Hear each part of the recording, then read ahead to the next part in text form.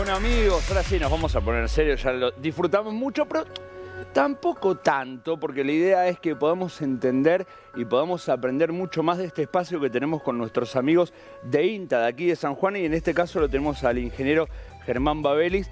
Y bienvenido, Germán, ¿cómo estás? Gracias. Bueno, vemos que por lo menos te hemos divertido un ratito, ¿no? Sí, nada, me pasé estupendo en unos minutos, me pasé bárbaro. Excelente. Germán, vamos a hablar de lo que es esta cuestión de la zonificación agroecológica. Yo te preguntaba, porque me gustaría llevarlo digamos, al llano, a lo que los amigos entendan un poco la importancia de los suelos, ¿no? Y de los trabajos que viene haciendo INTA.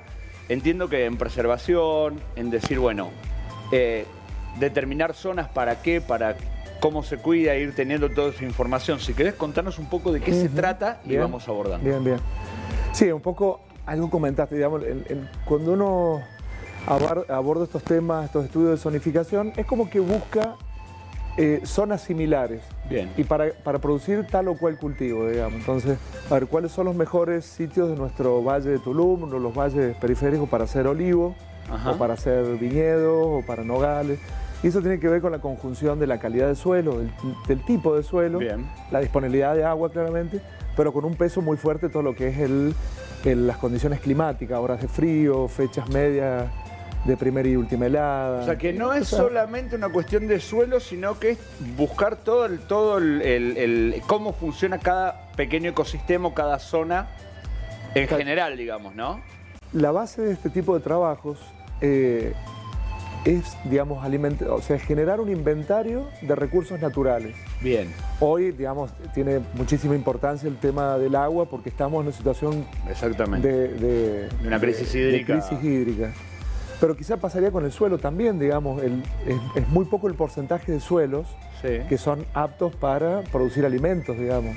Se me viene a la cabeza algo que digo, con los suelos, como es este fenómeno que ha pasado muchísimas veces en el médano, de estos fuegos subterráneos, que se va quemando esa turba que hay, y por ahí esos suelos que son extremadamente ricos para un montón de cultivos, cuando tienen este tipo de episodios o contingencias, dejan de estar disponibles, ¿no? También evaluar esas situaciones. Sí, bueno, son situaciones un poco especiales, digamos, tener lo que es el médano de oro, una especie de, digamos, de área con tanta materia orgánica es muy poco común en nuestra zona, ¿no? Que por su clima árido la materia orgánica es lo que más escasea. Exacto. Sin embargo, tienen esa limitante que son suelos tan esponjosos que ante una chispa, digamos, ante un descuido o una negligencia puede llegar a haber un incendio, porque tenemos el oxígeno, el carbono. Claro, está todo lo que hace falta. Y la chispa, claro. Y encima, digamos, se generan como pequeñas cavernas, por así decirlo, por debajo del suelo, porque esos suelos nosotros les llamamos zonas palustres, es decir, que eran pantanos, digamos, hace más de 20.000 años, ¿no? Pero quedó esa impronta y se generan esos fuegos subterráneos, de alguna manera, que son tan difíciles de controlar. Ahora, dentro de ese estudio de suelos, digo, puse el tema del médano porque es como lo más visual para la gente, ¿no? Que por ahí pasa a sentirse el olor de esa turba quemada, o sea, la gente en casa lo identifica, pero también tenemos suelos en la provincia Pedemonte, que es muy pedregoso, pero hay cultivos que funcionan. Sí, San Juan se caracteriza por tener una multiplicidad, los suelos son muy heterogéneos, hay varios tipos de suelos. Bien. Más de 8 tipos de suelos distintos, poco se ven en los mapas, digamos que es una serie de parches y un montón de polígonos. Pero, digamos, el patrón de cómo se forman los suelos es los suelos más pedregosos hacia el piedemonte. Sí. Digamos, estos suelos se formaron por aluviones, por bajadas de fuertes crecientes de agua de la montaña, cuando todavía no estaban los diques, digamos, a través de la quebrada de Sonda, por ejemplo, bajó una inmensa cantidad de material, de sedimento, de roca, y por supuesto el material más grande se quedó en lo que llamamos el piedemonte, las partes más altas, y todo el material fino, que nosotros lo conocemos como los limos y las arcillas, tienen esa granulometría del talco, digamos, y esa pegajosidad que nos permite hacer cerámicas, digamos, arcillas. Bueno, esos se depositaron en cercanías del curso del río San Juan, es decir, en las partes más bajas del valle, digamos. Bien. Y después, bueno, una sucesión de eventos han hecho que hay tanta variabilidad de suelos, como por ejemplo a través de la erosión eólica que trae médano, o sea, que genera médano. Entonces tenés suelos arenosos, suelos medios, suelos pesados, que le decimos, o sea, muy arcillosos, y suelos pedregosos, digamos. Exactamente. Y hoy, si nosotros, cualquier amigo, digamos, hay que llevarlo a un montón de situaciones. Tenemos amigos productores que lo ven, digo, no sé, quieren hacer una inversión, dicen, no sé, hoy está muy en desarrollo productivo el tema del pistacho, el tema de...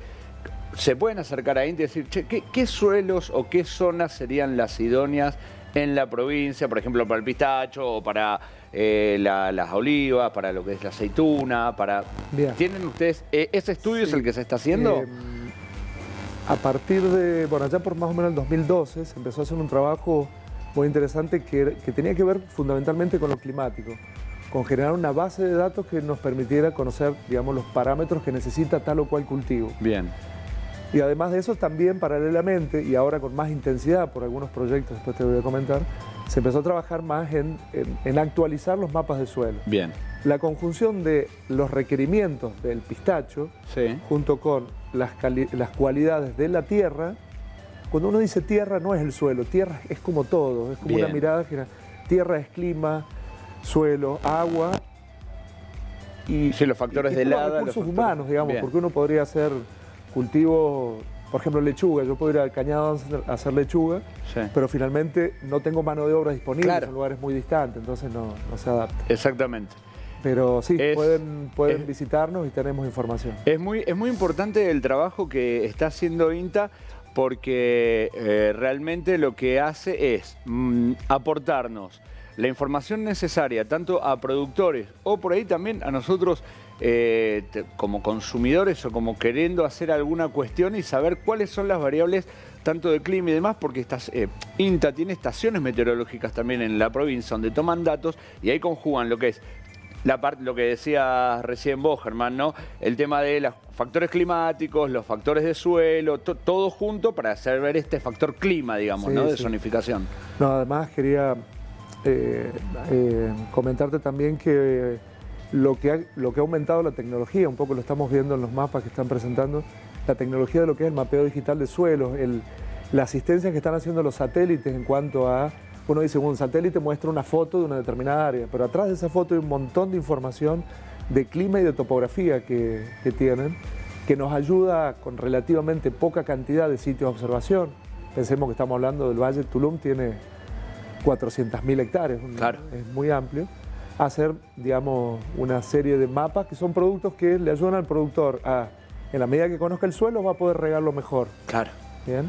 exactamente. Y fertilizarlo mejor y tener más productividad, básicamente. Con las características de suelo me quiero meter muy brevemente, pero en la casa de los amigos que están acostumbrados, que ya saben que pueden ir a INTA a pedir su semilla para hacer la huerta y demás. Muchas veces con el tema de suelo, que lo hemos hablado el año pasado con el doctor Rodrigo Espíndola, Sí. decimos, por ahí tenemos la semilla, tenemos el agua, pero el suelo está complicado. ¿Podemos llegar a tener ayuda, dato en INTA para que nos digan a nosotros que somos un vecino, un ciudadano más, cómo preparar ese suelo para que sea idóneo, depende de lo que Bien. vamos a sembrar?